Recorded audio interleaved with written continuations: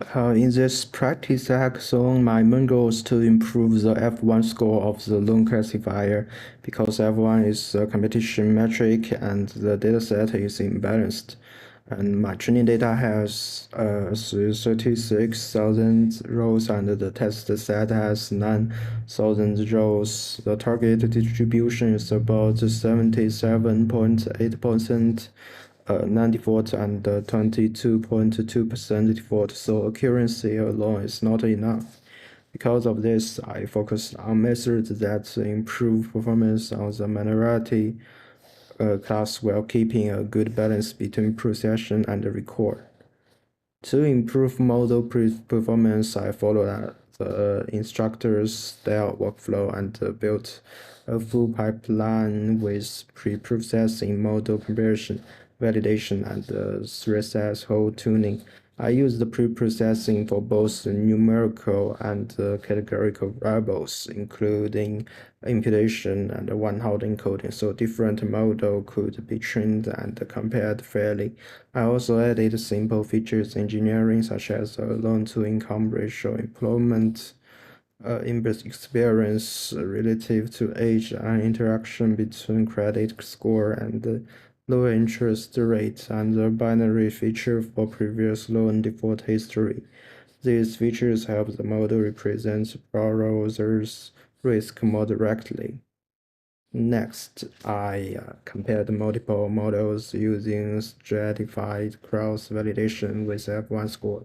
I tested logistic regression as a baseline, random forest history gradient boosting, and light GBM with mode.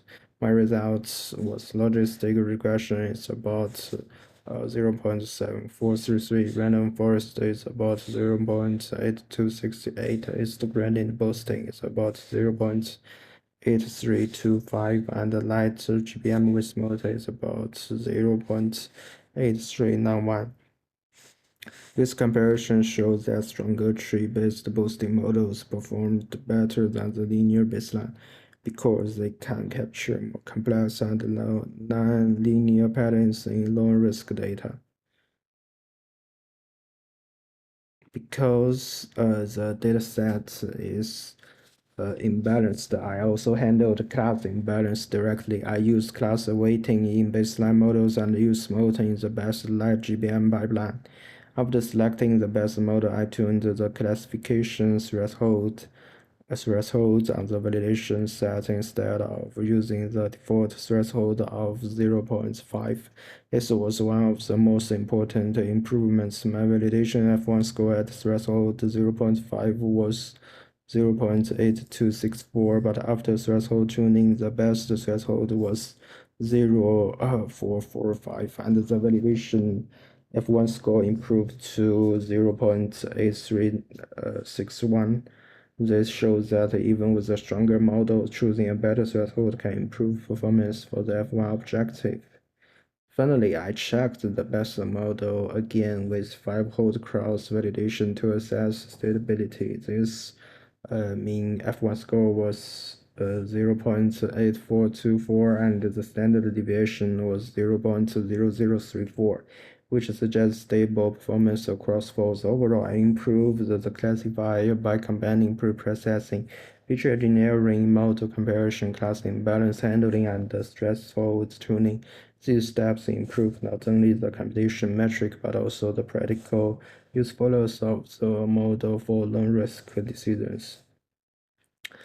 But what did I do to assess or improvement the fit of the classifier? To assess and improve model fit, I use the stratified validation split, cross-validation, a learning curve, and threshold tuning, and the diagnostic plots. First, I split the data into a stratified training set, and the validation set. So with to 28,800 rows for training and 7,200 rows for validation. I use stratification because the classes are imbalanced, and I wanted both sets to keep a similar class distribution so that the validation results would be reliable.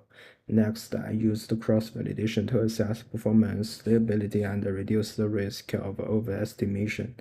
Meeting performance from Univar split. In the model comparison stage, I use stratified threefold cross-validation to compare different models. After selecting light GBM with smooth as the best type line, evaluated it again using fivefold cross-validation. The mean F1 score was 0.8424 with a small standard deviation of 0.0034, which suggests the model is stable and the result is not just a lucky split.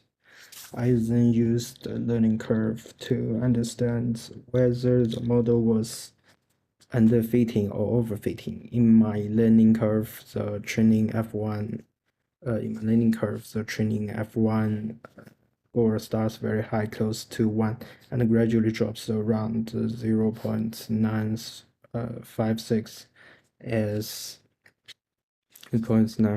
as the training size increases. At the same time, the validation F1 score increases from around 0.82 to around 0.84 and becomes more stable. This suggests that the model is turning useful patterns as more data is added. So there is still a gap between training and validation performance, which indicates some overfitting. However, it does not look like several underfitting because the validation score is relatively strong and improves with more data. To improve model fit for the business objective, I use the threshold tuning and then evaluated the tuned threshold with the confusion matrix. And at the tuned threshold of 0.445, the confusion matrix on the validation set showed 5,393 true negatives, 207 false positives, 302 false negatives, and 1,298 true positives. This gives a precision of what 0.863, a recall of about 0.811, and F1 score was 0.8361. For an imbalanced loan classification problem, this is good balance between identifying risky borrowers and avoid too many unnecessary rejections. Thank you.